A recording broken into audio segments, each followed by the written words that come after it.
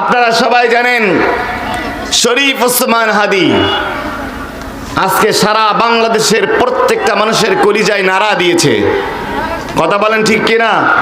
আমার মনে হয় শুধু বাংলাদেশ নয়, এশিয়া মহাদেশের মধ্যে এরকম মৃত্যু, এরকম যুবক খুব কমই আছে। আজকে সারা বাংলাদেশ নয়, সারা বিশ্বকে সে সারা বিশ্বের বিবেককে নাড়া দিয়েছে। শরীফ ওসমান হাদি কেন তার প্রতি মানুষের এত আবেগ, এত ভালোবাসা, এত জনপ্রিয়তা? আমি গতকাল দেখলাম একজন বাবা তার সন্তানকে ঘাড়ে করে নিয়ে এসেছেন, দুই চোখ দিয়ে পানি পড়ছে আর বলছে, আমি আমার ছোট্ট বাচ্চাকে ওসমান হাদি বানাতে চাই। সকালবেলা থেকে আজকে দুপুরে তার জানাজা নামাজ হবে, বাদ জোহর জাতীয় সংসদের দক্ষিণ প্লাজায় তার জানাজা নামাজ অনুষ্ঠিত হবে। সকালবেলা থেকেই বাংলাদেশের 64 জেলা থেকে অসংখ্য যুবক, অসংখ্য মানুষ শুধু এক নজর তার লাশটাকে দেখার জন্য, তার জানাজায় শরীক হওয়ার জন্য মানুষের জনস্রোত তৈরি হয়েছে, জনঢল তৈরি হয়েছে ঢাকার বুকে। কেন?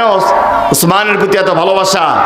এজন্যই ওসমান হাদি তিনি কোরআনকে ভালোবাসতেন, রসুলের আদর্শকে লালন করতেন, ইনসাফের কথা বলতেন, ন্যায়ের কথা বলতেন, ভারতের বিরুদ্ধে কথা বলতেন, ইনসাফের বাংলাদেশ, আল্লাহ এবং রসুলের সুন্নাহ ভিত্তিক বাংলাদেশ শরিয়া রাষ্ট্রের কথা বলতেন। কথা বলেন ঠিক কিনা?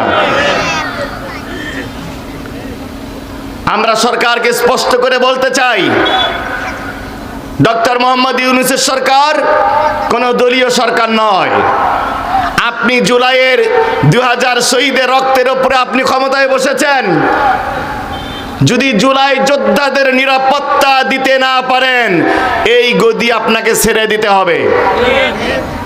যদি আপনি জুলাই শহীদদের নিরাপত্তা, সিকিউরিটি দিতে ব্যর্থ হন, এদেশের মানুষ আপনাকেও স্বৈরাচারের মতো জুতা পিটা করে বিদায় করবে।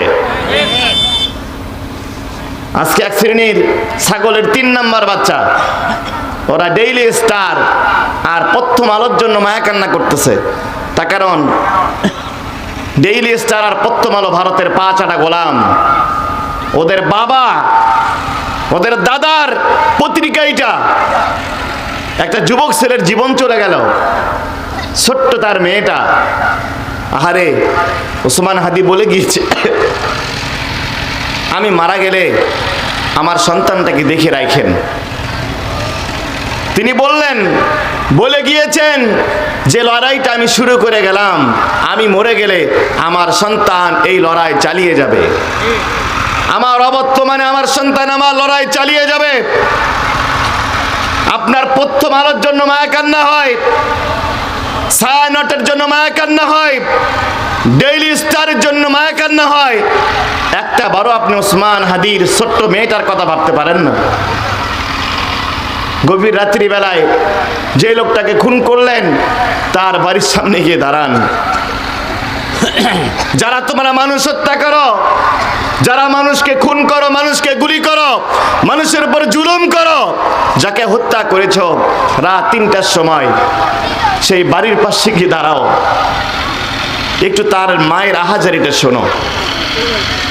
তার মা বারবার বেহুশ হয়ে যাচ্ছেন, তার স্ত্রী বারবার সেন্সলেস হয়ে যাচ্ছেন, তার সহকর্মীরা কেঁদে কেঁদে বেকারার হয়ে যাচ্ছেন। এগুলো ওদের শরীরে লাগে না, এদের বিবেকে লাগে না। এদের বিবেকে লাগে প্রথম আলো আর ডেইলি স্টারের কথা। তার কারণ ডেইলি স্টার আর প্রথম আলো নরেন্দ্র মোদীর কথায় চলে। কথা বলেন ঠিক কিনা?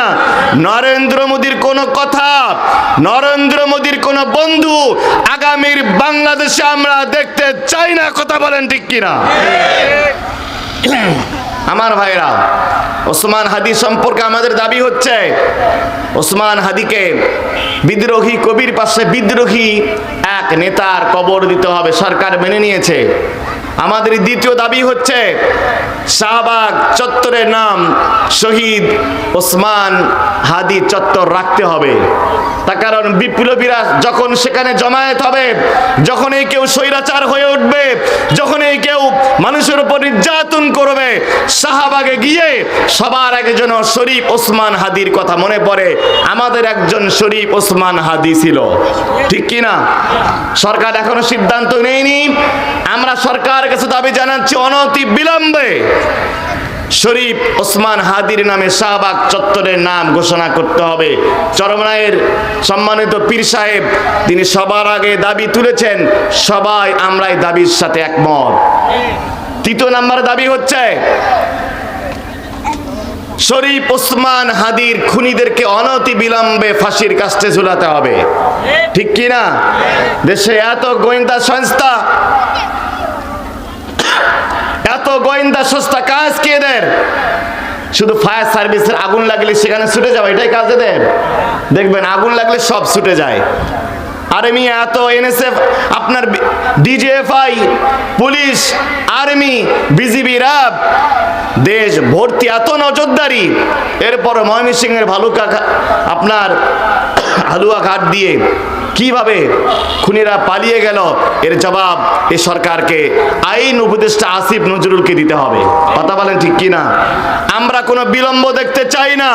অনতি বিলম্বে ভারত থেকে স্বৈরাচারের মামার বাড়ি, ভারত থেকে এই ওসমান হাদির খুনিদেরকে অনতি বিলম্বে ফিরিয়ে এনে ফাঁসির কাস্টে ঝুলিয়ে দৃষ্টান্তমূলক শাস্তির ব্যবস্থা করতে হবে।